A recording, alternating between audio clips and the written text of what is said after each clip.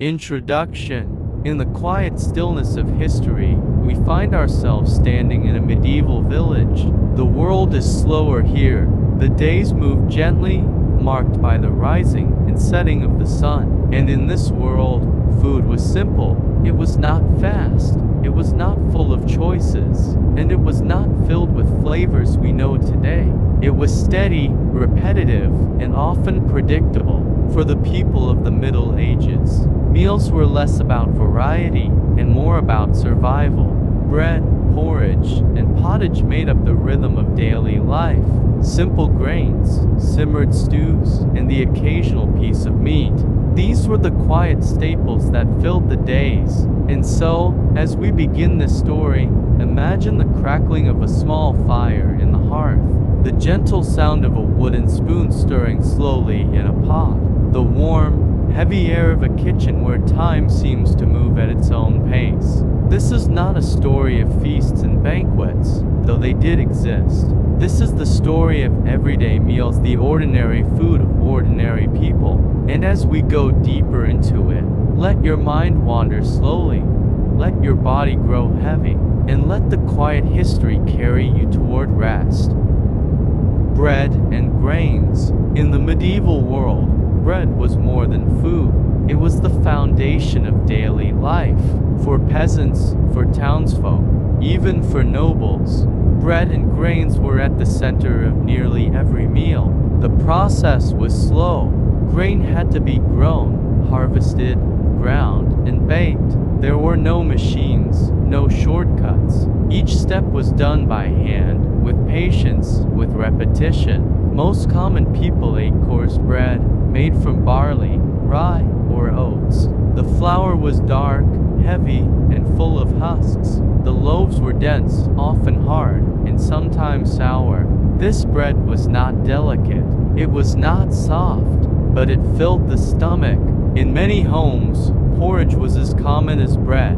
Grains were boiled slowly in water, sometimes with a pinch of salt, sometimes with a handful of herbs. It was plain, it was filling, and it was eaten day after day, with little change. Wheat bread, pale and fine, was rare for the poor. It was costly, reserved for the wealthy, for special occasions, or for church offerings. When peasants saw white bread, it was often in the hands of lords or priests. Still, the rhythm of life was tied to grain. From sunrise to sunset, fields of rye and barley marked the landscape. And in the kitchen, the smell of baking bread or simmering porridge lingered quietly in the air. Simple, steady, and always present, bread and grains were the quiet heartbeat of medieval meals. Pottage and soups. After bread and grains, the most common food of the Middle Ages was pottage. Pottage was simple. It was a thick stew, a mixture of whatever could be found or afforded.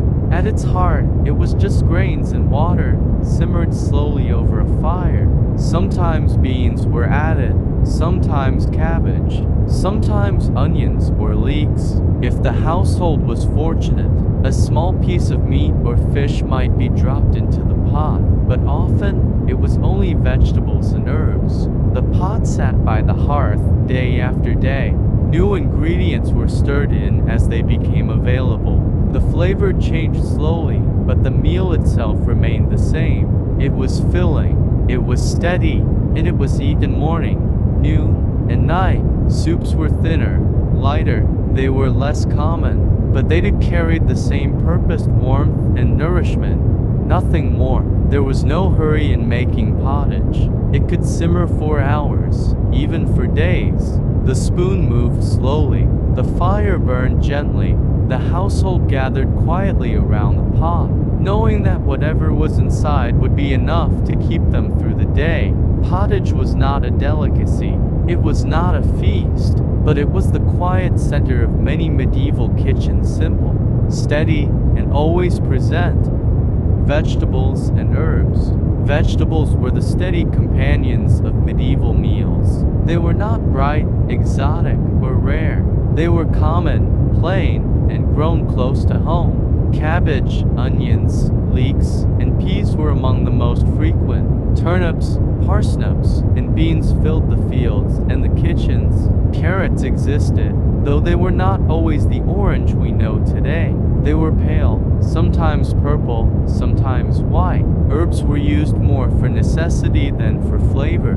Parsley, sage, thyme, and dill could be gathered in small gardens or near the edge of the fields. Garlic and leeks gave strength to otherwise plain dishes. Mint and fennel added a faint touch of freshness when they were available. For peasants, vegetables were often boiled, softened, and mixed into pottage. Rarely were they served on their own. They were stretched, combined, and simmered, made to last as long as possible. For the wealthy, vegetables might appear as side dishes, seasoned more carefully, sometimes roasted or stewed with spices. But even then, they were never the centerpiece. They were always quiet, always secondary. Herbs hung in bundles above the hearth, drying slowly in the smoke. Their scent was faint, steady, always present in the air. A pinch here, a handful there, enough to make the meal just a little more bearable. Vegetables and herbs did not dazzle. They did not overwhelm. They were simple, reliable, and constant. The quiet, unchanging background of medieval food.